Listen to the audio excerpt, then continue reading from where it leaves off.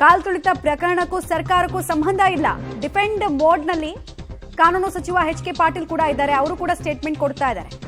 ಚಿನ್ನಸ್ವಾಮಿ ಕಾರ್ಯಕ್ರಮವನ್ನ ಸರ್ಕಾರದ ಜೊತೆಗೆ ಸೇರಿಸೋದು ಸರಿ ಅಲ್ಲ, ನಮಗೂ ಅದಕ್ಕೂ ಸಂಬಂಧ ಇಲ್ಲ ಅಂತ ಡಿಸ್ಟೆಂಟ್ ಅನ್ನ ಮೇಂಟೈನ್ ಮಾಡ್ತಾ ಇದ್ದಾರೆ.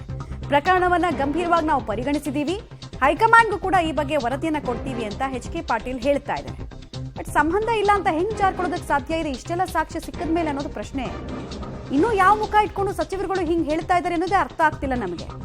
ಚಿನ್ನಸ್ವಾಮಿ ಕಾರ್ಯಕ್ರಮದಲ್ಲಿ ಮತ್ತೆ ಡಿ.ಕೆ. ಶಿವಕುಮಾರ್ ಅವರು ಏನ್ ಮಾಡ್ತಾ ಇದ್ರು?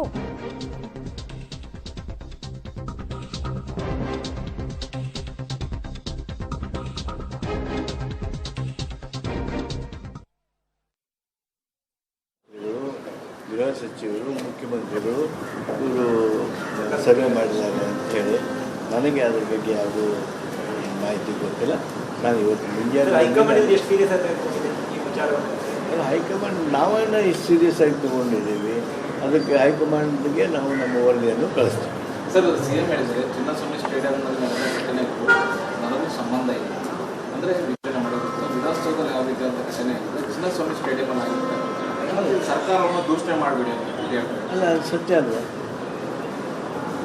ಚಿನ್ನಸ್ವಾಮಿ ಸ್ಟೇಡಿಯಂನಲ್ಲಿ ನಡೆದಿರ್ತಕ್ಕಂಥ ಆ ಘಟನೆಗಳು ಅಥವಾ ಆ ಕಾರ್ಯಕ್ರಮ ಸರ್ಕಾರಕ್ಕೆ ಸಂಬಂಧ ಇಲ್ಲ. ಸರ್ಕಾರಕ್ಕೆ ಏನು ಸಂಬಂಧ?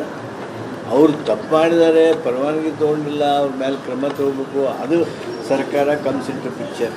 ಆದರೆ ಆ ಕಾರ್ಯಕ್ರಮಕ್ಕೆ ಅದು